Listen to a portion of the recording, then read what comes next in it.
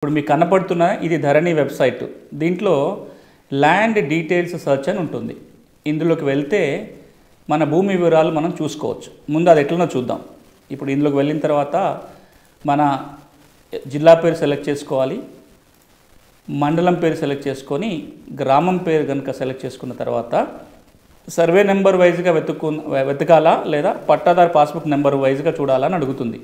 మీకు కనుక పట్టాదారు పాస్బుక్ నెంబర్ తెలిస్తే ఇది క్లిక్ చేసుకొని కింద పట్టాదారు పాస్ పుస్తకం నెంబరు ఎంటర్ చేసుకోవాల్సి వస్తుంది.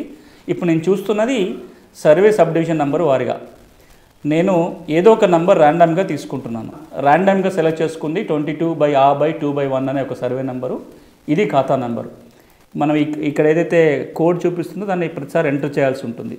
ఇప్పుడు ఆ సర్వే నెంబర్కి సంబంధించిన వివరాలు చూపిస్తుంది. జిల్లా, మండలము, గ్రామము, సర్వే నెంబరు, పట్టాదారు పేరు, పట్టాదారు తండ్రి పేరు, విస్తీర్ణము, ల్యాండ్ స్టేటస్ ఏంటి, ల్యాండ్ టైప్ ఏమి ఉంటుంది, nature of land, classification of land, market value, ఇవి ప్రాథమికంగా మనకు కనపడే డీటెయిల్స్.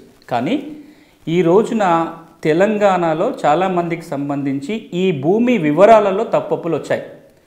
ఒకటి నేచర్ ఆఫ్ ల్యాండ్కి సంబంధించి ఇక్కడ ఏదైతే నేచర్ ఆఫ్ ల్యాండ్ అని కనపడుతుందో అది పట్టా ల్యాండ్ ఉంటే ప్రభుత్వ భూమి అని రావటము, లేదా అసైన్మెంట్ భూమి అని రావటము, ఇలా ఇనాం భూమి అని రావటము, ఇక్కడ కొన్ని పొరపాట్లు ఉన్నాయి. తర్వాత classification of land, dry land, wet land దగ్గర కొన్ని పొరపాట్లు జరిగినాయి. భూమి వచ్చిన విధానం ఏంటి అనే దగ్గర కూడా కొన్ని చోట్ల కొనుగోలు చేస్తేనేమో వారసత్వం అని, వారసత్వంగా వచ్చిన వాటిలో కొనుగోలు చేయటం అని వచ్చింది. ఇవి ఒక రకమైన సమస్యలు. అయితే పట్టాదారు పేరు తప్పుపడిందని, సర్వే నంబర్లు తప్పున్నాయని, ఇంతకు మునుపు ఒక బై నెంబర్ ఉంది, ఇప్పుడు ధరణిలో ఇంకొక బై నెంబర్ చూపిస్తుంది. పాస్ పుస్తకంలో ఒక బై నెంబర్ ఉంది, ఇప్పుడు బై నెంబర్ మారిపోయింది. సర్వే నెంబరు దాని బై నెంబర్ మారిపోయింది. సో ఇప్పుడు మనం 4-5 రకాల సమస్యలు మాట్లాడుకున్నాం. సర్వే నెంబర్ పొరపాటు గురించి మాట్లాడాము, పట్టాదారు పేర్లు తప్పుపడడం గురించి మాట్లాడాము, నేచర్ ఆఫ్ ల్యాండ్ తప్పున్న దాని గురించి మాట్లాడాము. ఇవన్నీ కాకుండా ఇంకొక కీలక సమస్య తెలంగాణలో విస్తీర్ణంలో ఎక్కువ తక్కువలు ఉన్నాయి. నాకు ఉండాల్సిన మొత్తం విస్తీర్ణం కంటే ధరణిలో తక్కువ చూపిస్తుంది, లేదా ఆ విస్తీర్ణంలో ఉన్న సర్వే నెంబరు ఏదైతే ఉందో ఆ సర్వే నెంబర్లో ఇంకా ఈ విస్తీర్ణం వేయడానికి లేదు కాబట్టి మేము ఎంటర్ చేయలేమని ఒక నెంబర్ మొత్తాన్ని చూపించట్లేరు. నాకు 4 సర్వే నెంబర్ల భూమి ఉంటే 3 సర్వే నెంబర్లోనే విస్తీర్ణం చూపించుకుంటూ ఒక సర్వే నెంబర్ పూర్తిగా లేకుండా మాయమైపోయింది. మిస్సింగ్ సర్వే నెంబర్ కావచ్చు, మిస్సింగ్ ఎక్స్టెంట్స్ అంటాము, లేదా ఎక్స్టెంట్లో తక్కువ ఎక్కువలు కావచ్చు. ఇన్ని రకాల ఇష్యూలు ఈ రోజున తెలంగాణలో ధరణికి సంబంధించున్నాయి. ఒక్క మాటలో చెప్పాలంటే భూమి వాస్తవ పరిస్థితులకు అనుగుణంగా ధరణి ఉండాలి. అంటే ఈ ధరణి రికార్డు ఇప్పుడు మీకు కనపడుతున్నది భూమి వాస్తవ పరిస్థితికి అద్దంలాగా ఉండాలి. ఈ రోజున అలా ఉన్న పరిస్థితి లేదు. విస్తీర్ణంలో తక్కువ ఎక్కువలు, అసలు సర్వే నెంబరు కనపడకపోవటం, పేర్లో తప్పులు, నేచర్ ఆఫ్ ల్యాండ్లో తప్పులు, వచ్చిన విధానంలో తప్పులు, ఇవి ఉండటం వలన రైతులు ఇబ్బంది పడుతున్నారు. ఇలా సమస్యలు ఉన్న వాళ్ళని పరిష్కారం చేయించుకోవటం కోసం ప్రభుత్వం చెప్పింది ఏంటంటే ధరణిలో ఒక అవకాశం కల్పించారు ల్యాండ్ గ్రీవెన్సెస్ కోసం. ఇక్కడ మీరు చూసినట్లయితే grievance on specific land matters అని ఒక ఆప్షన్ ఇవ్వడం జరిగింది.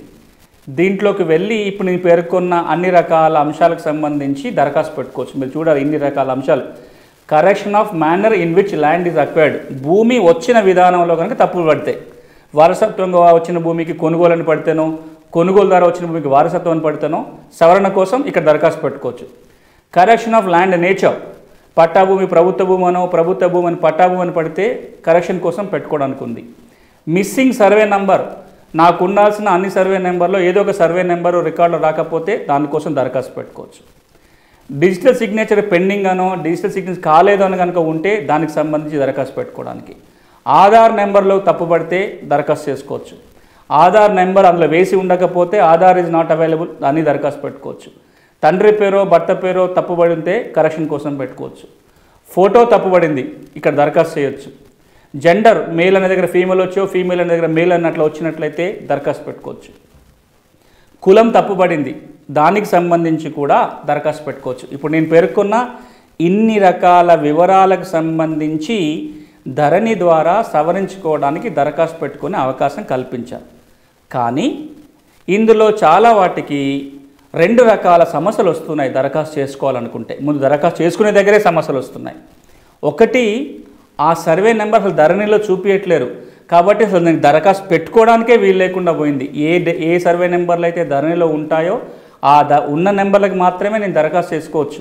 కొన్ని నెంబర్లు ధరణిలో చూపించట్లేదు కాబట్టి నాకు ఇందులో ఏదో ఒక సమస్య ఉన్నా సరే నేను దరఖాస్తు పెట్టుకోవడానికి వీలు లేకుండా పోయింది.